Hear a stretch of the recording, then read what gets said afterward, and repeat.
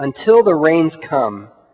Such a marvelous image. And it rings true to my understanding, my experience over the years of where and how God chooses to reveal God's self in the midst of great trouble. For 20 years, working on the U.S.-Mexico border, my work was with Central American refugees who were fleeing unbelievable violence and poverty and lack of opportunity and huge adversity in their communities. And they would come through the U.S.-Mexico border region looking for safe haven, and invariably their language was, "I know that God accompanies me." So even while many of us in my own community, I would find, had kind of turned away or felt God has given up on us, I never heard that from the people who were in the most desperate conditions in Latin America. Not once. I never ever heard somebody say, "God's given up on me, I'm giving up on God." On the contrary, these are typically the most hope-filled people. And that expectation that God will provide until the rains come is deeply ingrained into the consciousness of a people who know there is nothing else to depend on but that notion that somehow God will be there for them day after day. So, what does that mean for us? In this time of uncertainty, and I would maintain that the single greatest characteristic that will mark my children's lives, I have a 14, a 15, and a 17-year-old, what they will remember as being formative for them in the time they grew up is having grown up in the midst of that war on terror. 2001, September 11, 2001, is the defining moment for them. And all of our conversation as a people has in one way or another revolved and rotated back to that moment throughout my children's lives. In much the same way that my earliest childhood memories are defined by memories of my teachers doing drills where we would try and hide under our desks in case of nuclear attack, right? So while I thought that the Cold War, I grew up with this notion that somehow we were always almost under attack. And then we had this moment in time when the wall came down, and I believe, probably along with many of you, this is a real moment in time, an opportunity, a God-given opportunity for us to rethink how we will be in the world. What was that, 1989? Do I have that right? When the wall came down in Berlin? Right? And then somehow, like sand through our fingers, the peace dividend slips away, and the notion that somehow we can be a united people steadily seemed to get away from us through the 1990s, until all of a sudden, on that morning of September 11th, 2001, everything changed for us as a people. Something deep in our psyche happened to all of us.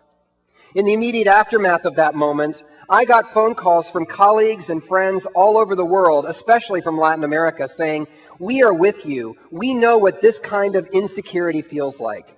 We've been down this road. In fact, we live with it all the time." And I had some hope that this might actually be a uniting moment, a moment in which the world community might come together, because finally that most powerful nation on earth, that nation that had been calling the shots as far as the rest of the world was concerned, had had its own experience of deep insecurity. Perhaps now, as we talked among my colleagues in Mexico and Central America, perhaps now we dreamed this will be the moment when we understand that our lot has been tied together. We cannot separate ourselves one from another. And I would suggest to you that we have then steadily disabused ourselves and the entire world of that notion in the 12 years since. It's troubling because I picture that community that Jesus was trying to speak to in his own synagogue, not unlike our community, that somehow we've had this notion for a very long time, deeply ingrained into my psyche, and I expect into yours as well, that we are, in fact, God's chosen people.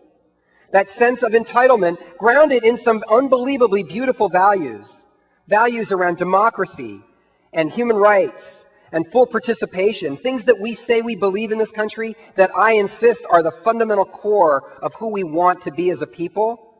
We've been believing that for so long that it's hard to imagine that God might not choose to walk this moment of insecurity and famine primarily with us?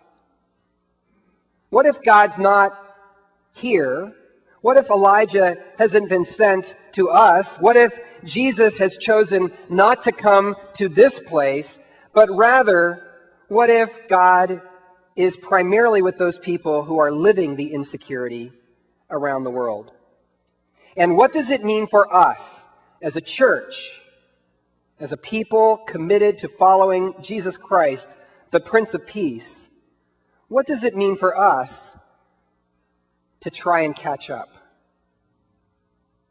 What would it look like if we responded not by walking Jesus or any other prophet of our time, committed to peace in our time, to the edge of the cliff with a threat to throw that person over the cliff, but rather with deep soul-searching about the ways in which we may not be fully realizing who God is calling us to be?